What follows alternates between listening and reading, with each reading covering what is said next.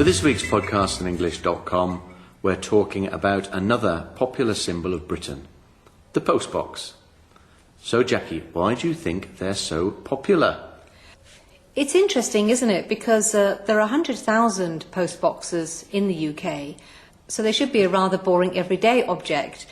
So I suppose it's the design and the history of the design.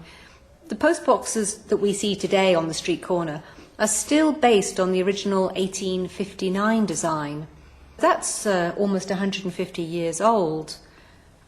So who designed them then?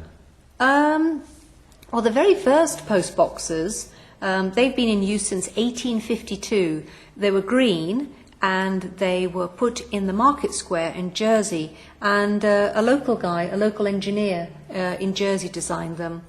But then they didn't appear in London until a few years after that, in 1855. Okay, but they're all very similar now, aren't they? And are there still some of the originals around?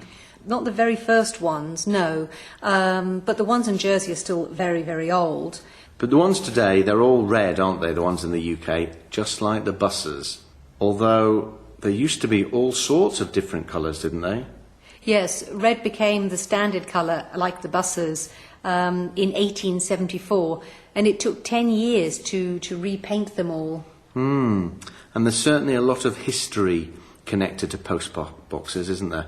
I mean, I like the fact that it's easy to tell when they were made.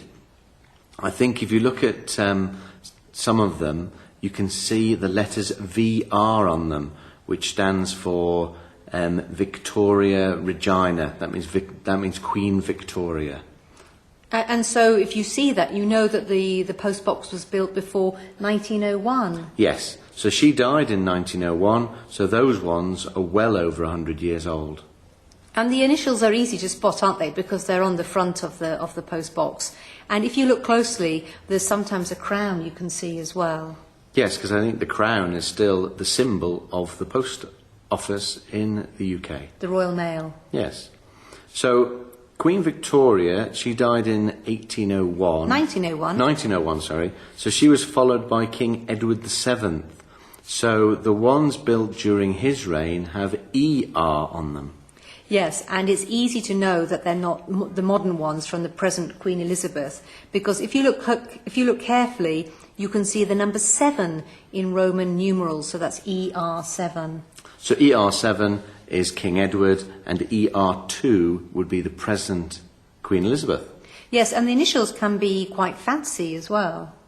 And, okay, so after King Edward, Richard? That would be George V in 1910. So although he was George V, I think those postboxes, they just have GR with no number. Yes, and he was followed by Edward VIII.